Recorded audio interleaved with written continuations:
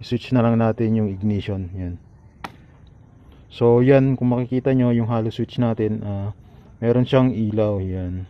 So kung pipindutin nyo itong halo switch, magbi-blink din siya. Yan. So meron na siyang hazard. Yan. So ganyan yung install natin sa MIUI 125. So ayos din.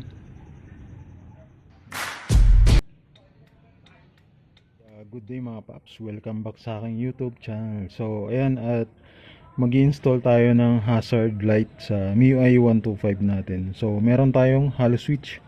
Yan. So ito yung gagawin nating switch ng hazard light natin. So instead na gumamit tayo ng switch ng mismong hazard light, so halo switch yung gagamitin natin. Syempre meron tayong flash relay. So papalitan natin yung stock na flash relay ng MIUI 125 natin kasi hindi niya kayang pag-ilawin yung mga apat na signal light. So kaya papalitan natin siya ng flash relay. So sa mga nagtatanong kung magkano tong flash relay na to, 50 pesos lang to, pero yung quality niya maganda. So adjustable din siya. Yan. Pwede siyang pabilisin yung flash niya, pwede din bagalan. Yan. Siguro itong flash relay na to, merong din nabibili sa ibang shop. Yan. So tanong-tanong na lang kayo. So dito sa halo switch natin, paano natin papaganahin yung hazard light. So dito meron kayong makikitang parang lock. Yan. So tatanggalin nyo lang to. Yan, tatanggalin nyo lang yung socket, yung adapter nya. So dito sa adapter merong yellow, merong red, white, black at green. Yan. So dito sa halo switch natin, yan, meron kami makikitang dito nakasulat na letra. So meron akong nakikitang C. So ito yung C is common. So yung common, ito yung pagkakabitan natin ng supply ng relay.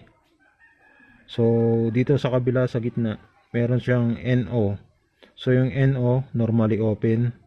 So kapag naka-on yung halo switch natin, magkakaroon ng supply yung NO, which is yung normally open. So meron din dito ang NC. So yung NC is normally closed. Kapag naka-close yung switch natin, magkakaroon ng supply itong NC na to na manggagaling sa common. So yung NC hindi na natin gagamitin. So yung NO at C lang yung gagamitin natin. Yan. So dito sa kabila merong 1 and 2. Ito yung ilaw ng halo switch natin. So meron siyang negative at positive. So pwede rin tong maging negative itong number 2, at yung number 1 pwede rin maging positive. Yan. Pwede siya kahit magkabaliktad. Lalagyan na lang natin ng wire. Yan. So itong yellow na wire natin, ito yung common, which is ito yung supply ng relay natin. So dito natin siya ikakabit mamaya, makikita nyo. So lalagyan na lang muna natin siya ng wire.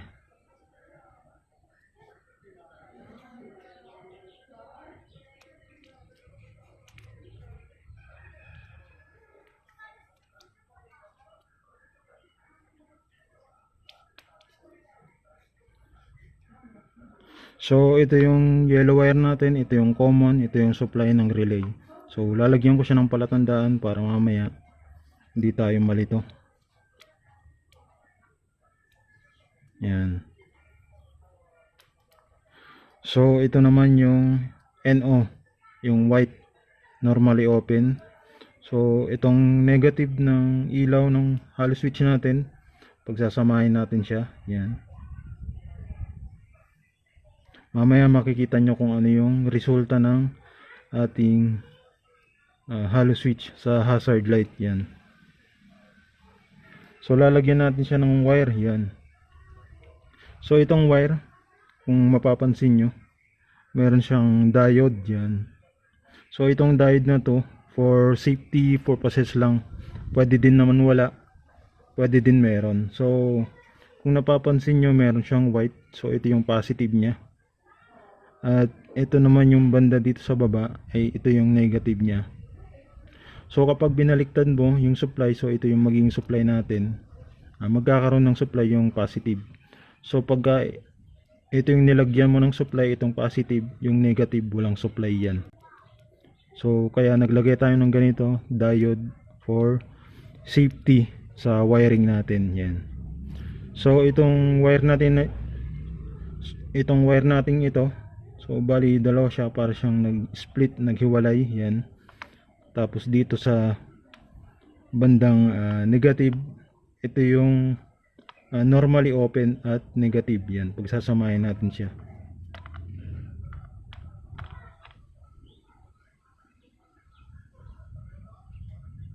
Yan.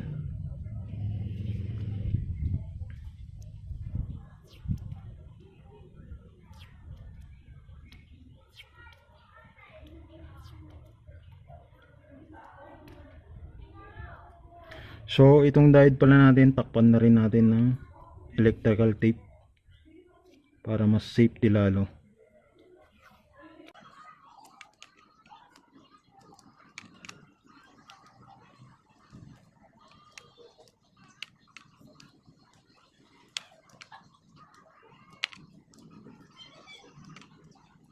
So yan, at nalagyan na natin ng electrical tape, yung normally open yan, yung white, tapos yung black, yung negative ng ilaw ng halo switch, pinagsama natin. Tapos tinakpan na natin ng electrical tape yung diode yan, yung dalawang diode. So itong dalawang wire na to, ito yung mapupunta sa left and right ng signal light. Mamaya ipapakita ko sa inyo. So ngayon, lagyan na lang muna natin ng palatandaan yan, para di tayo malito ulit mamaya. So yung last, itong red, lagyan natin siya ng wire. Ito yung positive ng ilaw ng halo switch natin yan. So lalagyan na lang natin siya ng wire para mas mahaba. Mamaya makikita nyo kung saan ko ipupwes tong switch ng hazard light natin.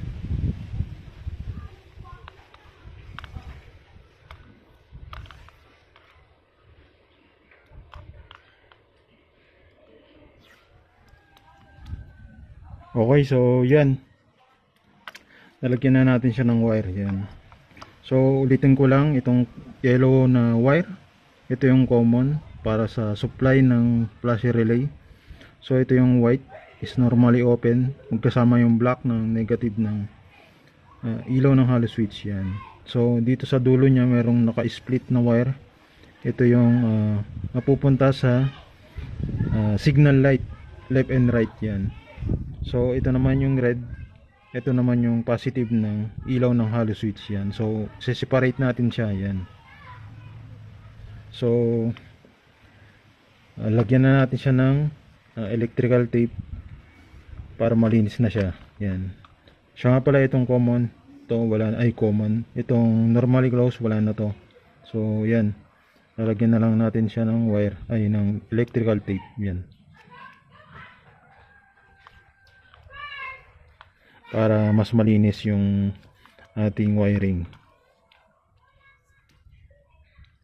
So ayan, malinis na. Nalagyan na natin siya ng electrical tape yan. So ngayon papalitan na lang natin yung stock na flash relay ng MIUI natin. So ipapalit natin to. So dito nandito yung ating flash relay, itong stock yan. So binuksan ko na yung fairings, so hindi ko na pinakita. So meron naman akong ibang tutorial sa mga ibang video ko, tignan nyo na lang yun about sa mga fairings yan. So madali lang naman siyang tanggalin, yung mga tornilyo lang, tatanggalin nyo lang, matatanggal na rin yung fairings yan. So nandito yung ating flash relay. So ito yung stock nya yan, tanggalin ko lang yan. So ito yung stock ng flasher relay ng MIUI 125 natin. Yan. So papalitan lang natin siya ng bago. So kunin natin to.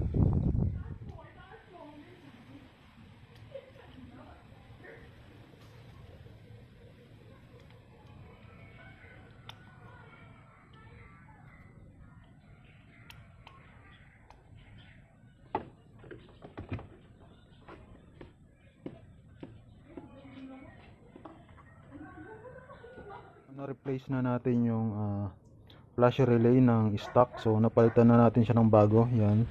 So itong halo switch natin, yan, dito ko siya ilalagay. Yan. So nagbutas na ako kanina, hindi ko na pinakita sa inyo. So ilalagay na natin tong halo switch. Yan.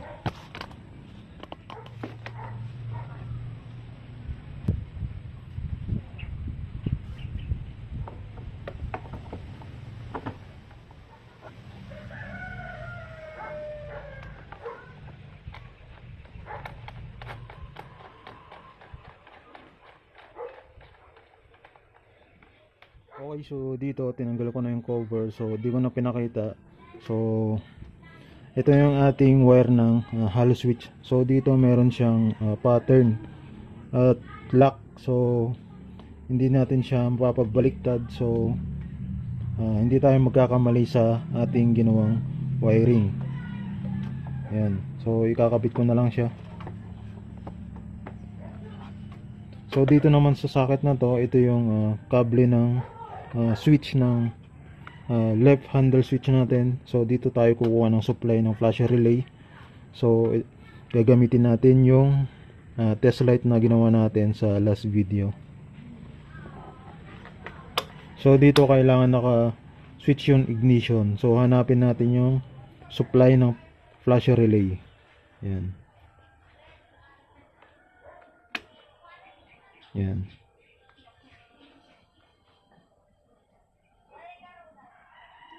So dito meron kayong makikitang wire na white at saka brown. So ito yung supply ng flasher relay natin. So dito natin ilalagay yung common, which is yung kanina. Ito, yung yellow. So ito yung nilagyan natin ng palatandaan. So dito natin ilalagay sa brown at white dito sa supply ng flasher relay. Tapos hanapin natin yung signal light sa left and right. Yan. So dito sa green na wire, ito yung signal light sa kanan. Yan. Yan. Tapos sa kabila, sa kaliwa, ito naman yung signal light sa kaliwa. Ito naman yung kulay niya is yung dark brown. Yan. Yan. So ilalagay na lang natin yung wire ng ating halo switch. So nailagay na natin yung common sa supply ng flasher relay. Yan. Ito yung brown tsaka white. Tapos yung green at dark brown, ito yung normally open. So nailagay na natin kahit magkabaliktad, ayos lang. So itong white natin, ito yung positive ng ilaw ng halo switch natin. So para magkaroon ng ilaw yung halo switch, so hanapin natin yung supply ng kuryente ng motor natin. Yun. So yung positive na ilaw ng halo switch, so dito natin siya ilalagay dito sa yellow na wire.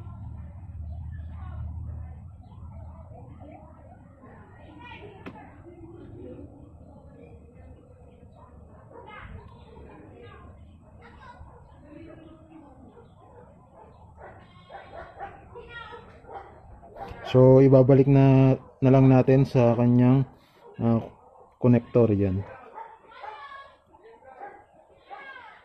So yun, okay na yung ating hazard switch na install na natin. So ibabalik na lang natin yung kanyang mga cover at head cowling. So yun, ibabalik na natin. So yan, ibalik na natin yung head cowling sa motor natin, pati yung handle cover. So ayan, inantayin ko na lang magdilim para mas makita nyo yung ating in-install na hazard light sa MIUI natin. So ito, switch na lang natin yung ignition. Yan. So yan, kung makikita nyo yung halo switch natin, meron siyang ilaw. Yan. So kung pipindutin nyo itong halo switch, magbi-blink din siya. Yan. So meron na siyang hazard. Yan. So ganyan yung install natin sa MIUI 125. So ayos din.